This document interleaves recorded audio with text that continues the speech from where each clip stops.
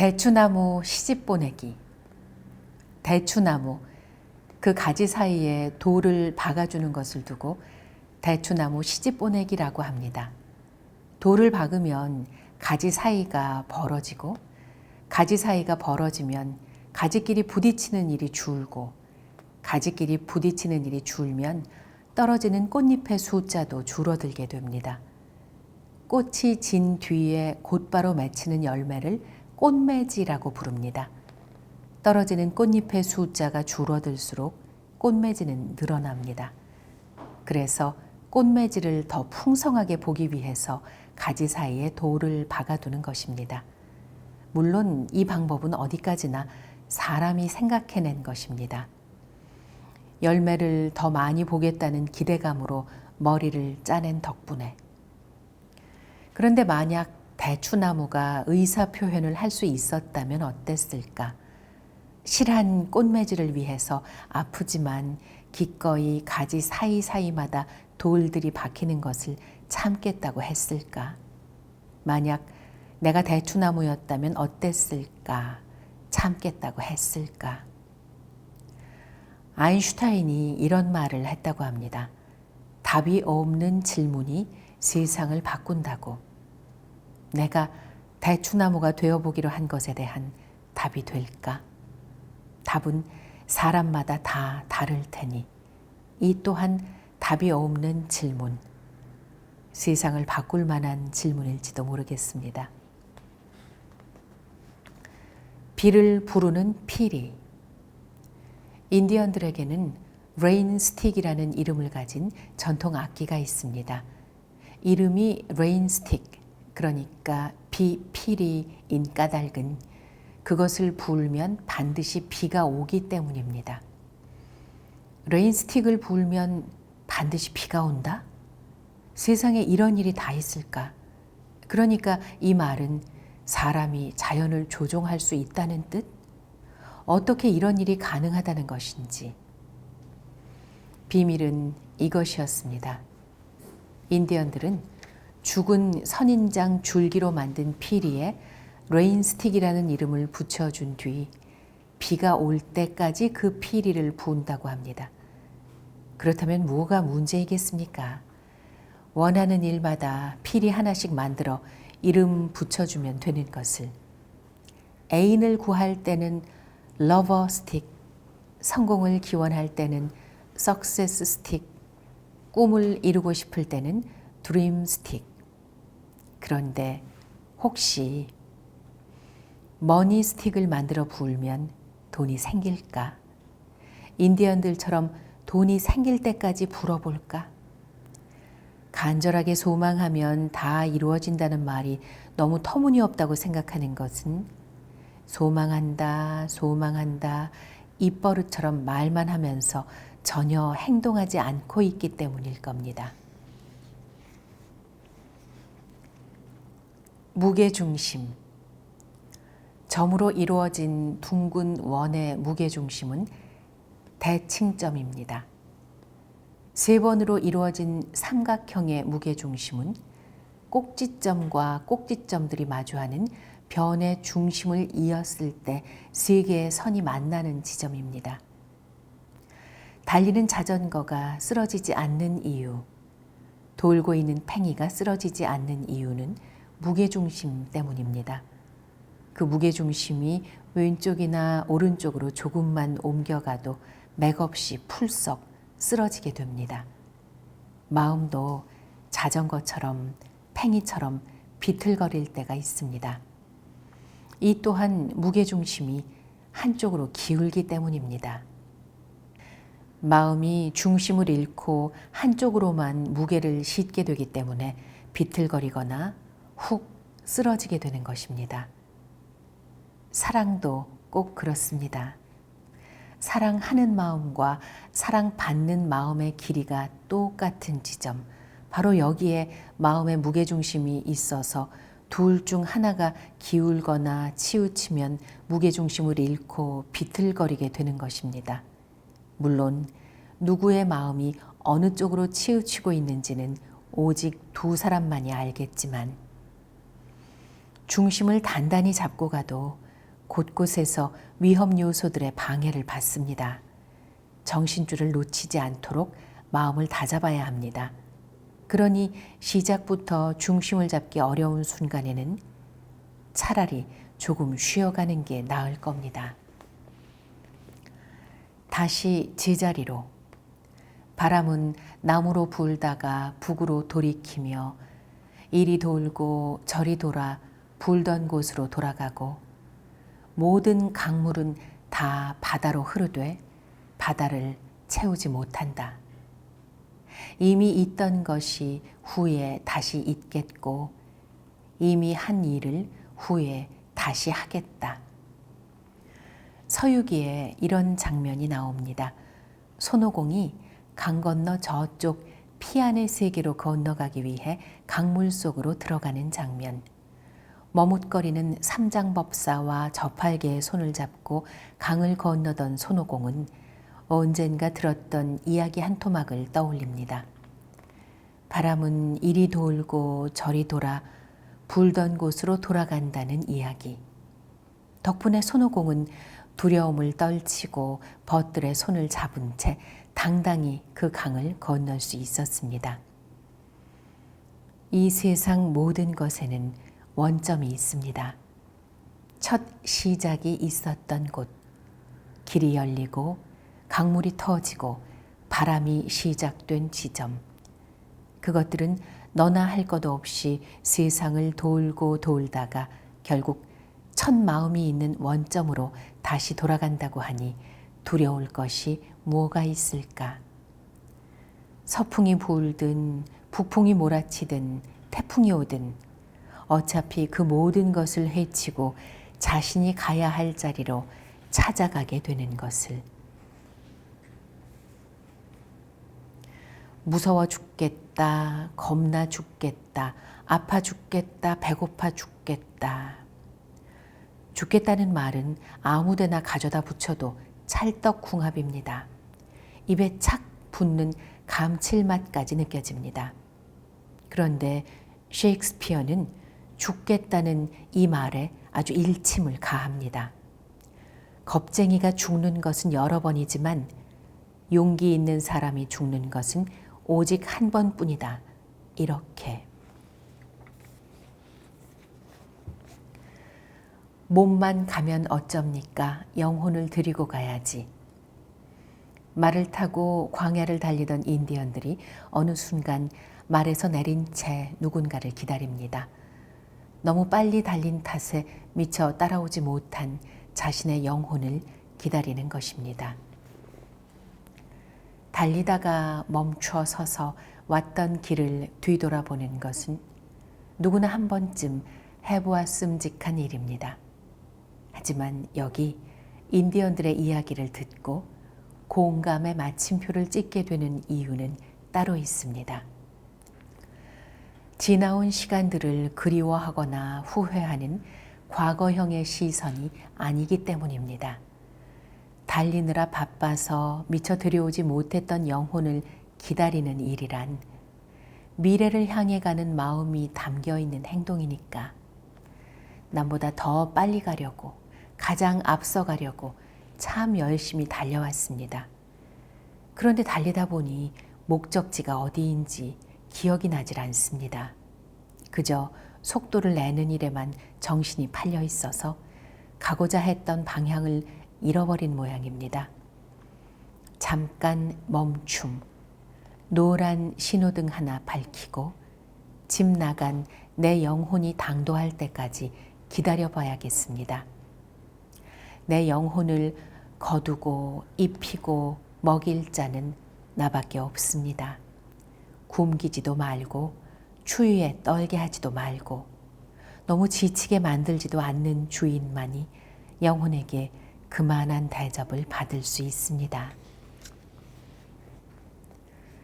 내 마음의 거울, 조건 반사. 광활루 오작교 아래 비단 잉어떼가 관광객들이 던져주는 먹이를 보고 몰려들었습니다. 이젠 습관이 되어 사람 발소리만 듣고도 몰려듭니다. 이것이 조건 반사입니다. 사람의 발자국 소리만 들려도 먹이를 주는 줄 알고 몰려드는 물고기들. 아름다운 호수가 있고 호수 안에 물고기가 살고 있고 관광객들의 발길이 끊이지 않는 곳이라면 흔히 볼 수 있는 진풍경입니다. 사람도 다르지는 않습니다. 내가 좋아하는 음식의 냄새를 맡게 되면 어느새 입안에 침이 고이는 것도 조건반사의 한 작용입니다. 여기에서의 조건반사란 길들여짐을 의미합니다. 살면서 나도 모르게 조건반사에 반응하는 모습을 숱하게 발견합니다. 나도 인식하지 못하는 사이 무엇인가에 길들여지고 있는 나. 곰곰이 생각해 봅니다. 나는 어떤 일, 어떤 사물, 어떤 냄새와 어떤 빛깔, 그리고 어떤 사람에 대해 조건반사를 일으키고 있을까? 이렇게 나를 탐구하다 보면 내가 무엇을 좋아하고 무엇에 길들여진 채 살아가고 있는 것인지를 아주 자연스럽게 깨달을 수 있게 됩니다. 미끄럼틀을 탈 때 아이들은 옷이 더러워질 것을 걱정하지 않습니다. 재미있는 기억만 떠올리기 때문에 미끄럼틀을 보면 반사적으로 달려가는 것입니다. 조건반사란 길들여지는 일이기도 하지만 감출 수 없는 본능이기도 합니다. 나를 들여다보게 하는 가장 솔직한 거울입니다. 고민에 대처하는 3가지 자세. 하나, 당장에 그 고민을 해결할 행동을 취한다. 둘, 그 고민에 대해서는 영원히 잊어버리기로 결정한다. 셋, 고민에 대한 결정을 다음 주 토요일 4시까지 연기한다. 미국의 사상가 노먼 빈센트는 고민이 있거나 자신을 괴롭히는 문제들이 있을 때는 이렇게 해보라고 권유했습니다. 사소한 고민 하나도 빼놓지 말고 종이에 낱낱이 적은 다음 봉투에 넣어 풀칠해서 상자 안에 넣으라고. 그런 다음 일주일 후에 봉투를 뜯어 그 즉시 고민을 해결하거나 그렇게 되지 않으면 영원히 잊어버리기로 하거나 그것도 아니라면 다음 주 토요일 4시까지 다시 한번 시간을 가져보라고. 단, 규칙이 하나 있습니다. 다음 주 토요일 4시까지는 종이에 적은 고민에 대해서 생각조차 해선 안 된다는 것. 노먼 빈센트라는 사람 참 현명합니다. 일정한 거리를 두고 바라보는 것. 고민과 괴로움을 해결하는데 이보다 더 좋은 방법이 있을까? 흙탕물을 맑게 하는 가장 좋은 방법은 흙이 가라앉기를 기다리는 것뿐일 테니. 변명이 쳇바퀴 돌듯 그 다음 별에는 술꾼이 살고 있었습니다. 어린 왕자는 무얼 하느냐고 물었고 술꾼은 술을 마신다고 대꾸했습니다. 어린 왕자가 술을 왜 마시냐고 묻자 그는 잊기 위해서라고 대답했습니다. 술을 마시는 부끄러움을 잊기 위해서라고. 술을 마시는 이유는 잊기 위해서이고 무엇을 잊기 위해서인가 하면 부끄럽다는 것을 잊기 위해서이고 무엇이 부끄러운가 하면 술을 마시는 게 부끄럽기 때문이다. 이렇게 말하는 술꾼을 보며 어린 왕자는 생각합니다. 어른들은 정말 이상하다고. 어린 왕자가 술꾼에게 묻듯 나도 나에게 이런 질문 한 번 던져봅니다. 나는 왜 바쁜가? 보다 잘 살기 위해서 바쁘다. 보다 잘 사는 것은 어떤 것인가? 쉼 없이 바쁘게 사는 것이다. 빙글빙글 꼬리를 물고 돌아가는 끝없는 질문과 대답을 끝내고 나면 괜한 변명들로 멀쩡한 시간을 저당 잡히는 실수들 조금은 줄일 수도 있지 않을까.